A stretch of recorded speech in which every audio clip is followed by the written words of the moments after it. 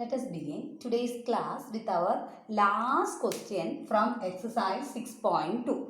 Okay, because teacher couldn't explain this question on the last class. Okay, so let us begin with this one. So in this chapter or in this exercise, what we have studied? Parallel lines intersected by a transversal we have studied, isn't it? And we have studied three types of angles. They are corresponding angles and they are always equal in measures. Then alternate interior angles, they are also equal in measure, and third one is co-interior angles and their sum is always equal to 180 degree. These things we already learned in the last class. So this was the last question from it. Here they have given two mirrors for us. Mirrors is very clear to you. PQ and RS are two mirrors parallel to one another. Let us consider an incident ray. Consider an ray which incident on PQ or which strikes on PQ.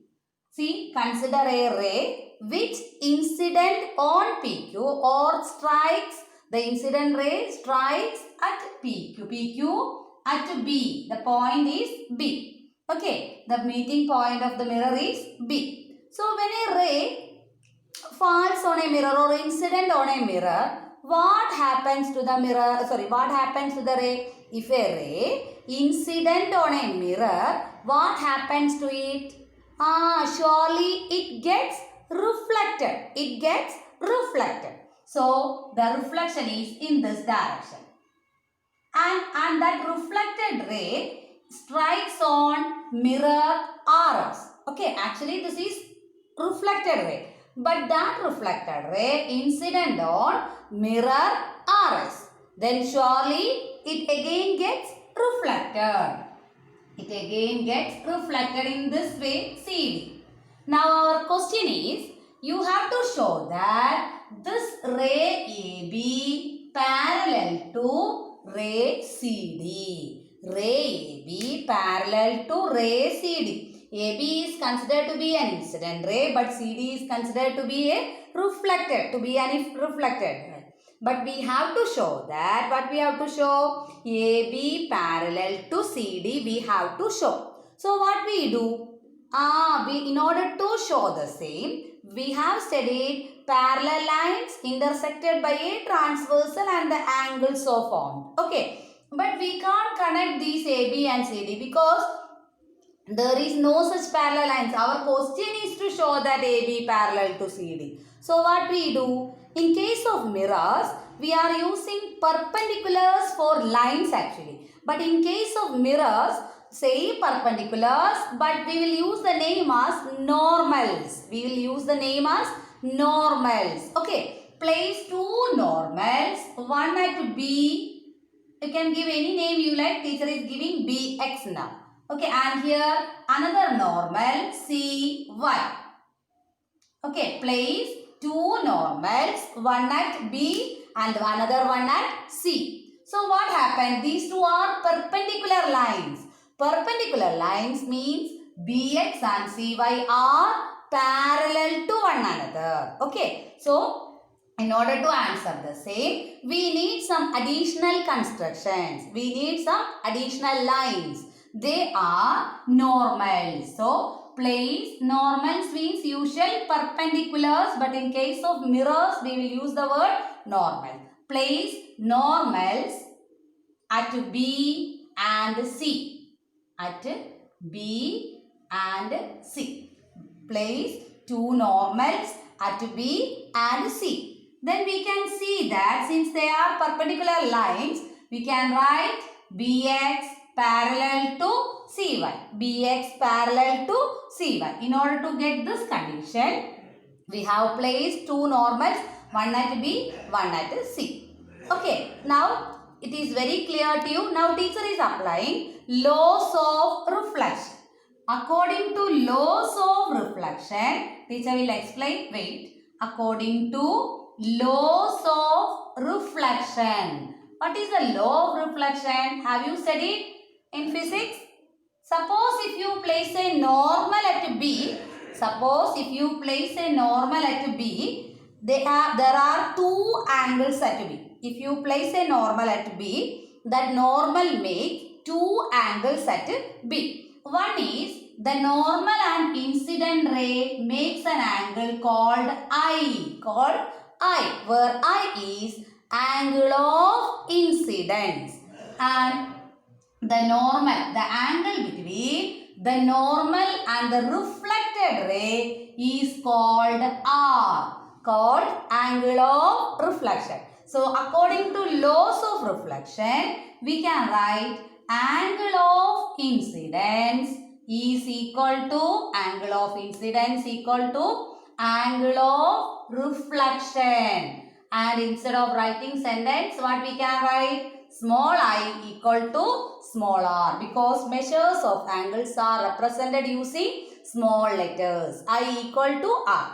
Up to this, is it clear to you? The angle between incident ray and the normal is called angle of incidence. The angle between the normal and reflected ray is called angle of reflection. And according to laws of reflection, what can we say? I is equal to R. Measurements are always same. So instead of giving I and R, now teacher is giving 1, 2. There are two angles at B. And in C case also, there are two angles at C. There are two angles at B, two angles at C. Is it clear up to this? So, according to laws of reflection, what we can say? Angle 1 is equal to angle 2. Similarly, apply the same law at C also. So, we can write angle 3 equal to angle 4. Angle 1 equal to 2, angle 3 equal to 4. We have written now. Up to this, any doubt? Is it clear? I equal to R. Here also I equal to R. Instead of giving names, teacher has given numbers. Okay, already represented the numbers on the figure also. That is more easy for you.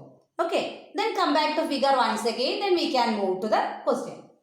See, now we have studied that the ray BX, remaining things teacher is rubbing. Okay, you needn't want to do anything. Look at the board. So, already we have written by constructing the two normals. We have studied or we have written that BX is parallel to CY. BX and CY are parallel lines. Then BC is considered to be a transversal. Which kind of angles are 2 and 3? 2 and 3 are which kinds of angles? They are alternate interior angles. Okay, and we studied that they are equal in measures. So, we can write the sentence also. Since BX parallel to CY, we can write angle 2 equal to angle 3. Reason is alternate interior angles. Now look at these three conditions. 1 equal to 2, 2 equal to 3, 3 equal to 4. What is the meaning? 1 equal to 2 equal to 3 equal to 4. All the 4 are equal to one another. So we can write sum of first 2 equal to sum of next 2. All are equal now. So teacher is writing 1 plus 2 equal to 3 plus 4, where 1 plus 2 is representing the big angle ABC and 3 plus 4 is representing the big angle BCD. ABC equal to BCD now. Okay. And from figure, what kind of angles are ABC and BCD? They are again. So we have got now ABC equal to BCD. But we can write these angles form a pair of what kind of angles?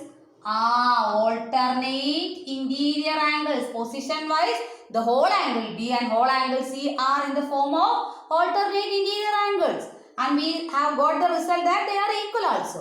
Which implies the lines, that is or rays, AB parallel to CD. Since the angles are equal and they are in the position of alternate interior angles, we can say that corresponding rays are or lines are parallel. AB parallel CD. Finished. Okay. Let us move to the next exercise.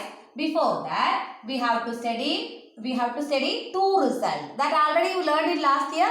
This year also you are going to study the same. Exterior angle theorem. What is meant by exterior angle theorem? Angles which is lying outside the triangle.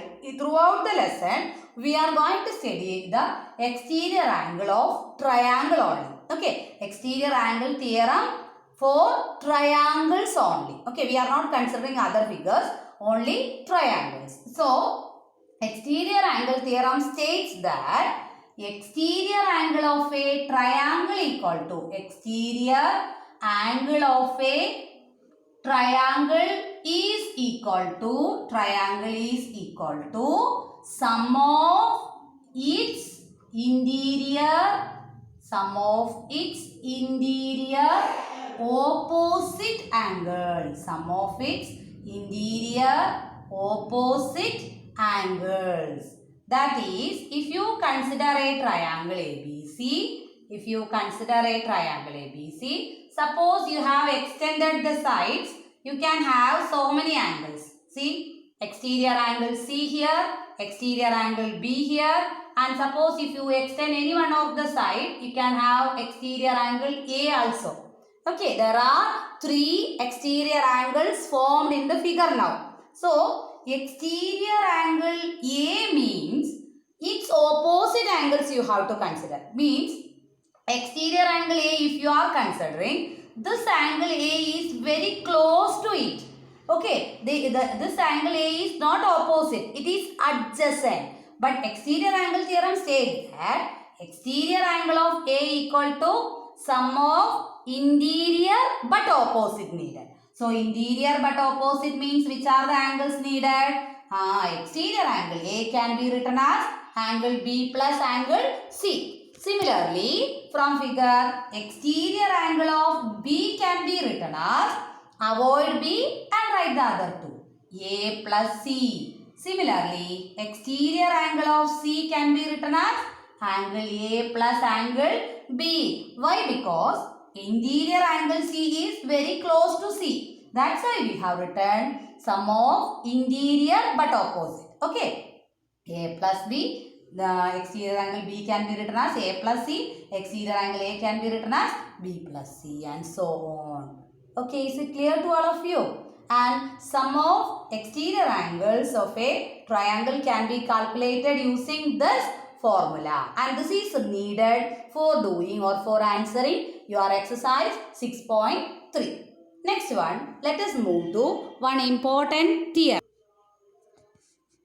See, one of the important theorem, they may ask you state and prove angle sum property. State and prove angle sum property. What is angle sum property? The theorem states that the sum of 3 angles of a triangle is 180 degree, or angle sum of a triangle is 180 degree is your statement. Then let us enter into the remaining parts. Remaining parts means when a theorem is given to you, first you write the statement of the theorem. Then you have to write what are the things given to you, which are the things known to you, or what are the things given to you. Only given thing is, given a triangle ABC with angles angle A, angle B and angle C. Only 3 angles are given to us. Up to this, is it okay? Okay. Then, in order to prove, what we want to prove? The given things are angle ABC and 3 angles are given. What we want to prove? We need to prove that angle A plus angle B plus angle C 180 degree. And in some cases, we can't do it directly. We need some construction, or you need to do something, extending line or drawing some other lines, etc. You need to do something. That is called construction. So here also we need a construction. What is our construction needed here?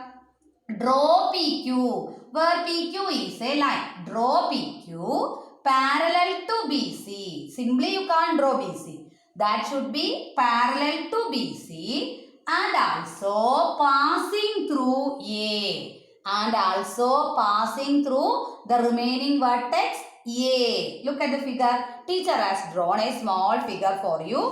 ABC has taken triangle ABC. Then PQ is drawn parallel to BC and also passing through AR. So teacher has taken the 3 angles as, this is angle A, this is angle B, this is angle C. Again teacher has 2 angles by drawing PQ. Which are the 2 angles by drawing PQ? PAB, QAC. Instead of writing their names, teacher has taken 1, 2. Okay, clear? Now, already we started with the condition PQ parallel to BC. PQ parallel to BC. Now look at the figure and answer me. Which kind of angles are 1 and angle B? 1 is on one side, B is on another side. What kind of angles are they? They are alternate angles. We can write angle 1 equal to angle B we can write. Similarly, on the other side, AC as a transversal, angle 2 and angle C are also equal. Both having same reason, alternate interior angles. Up to this, any doubt? So, we got two pair of alternate interior angles now.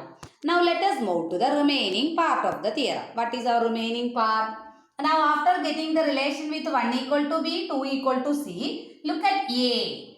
Around A or at A, there are three angles. 1, angle A, 2. Suppose if you join one by one, see, ra form, isn't it? Or it represents linear pairs at which one? At A. So, we can write from figure, we can see that angle 1 plus angle A plus angle 2 equal to 180 degree. Reason is linear pair. And we have proved that 1 is equal to B. So, replace 1 by angle B. A by A itself. 2 by angle C equal to 180. That is our required result.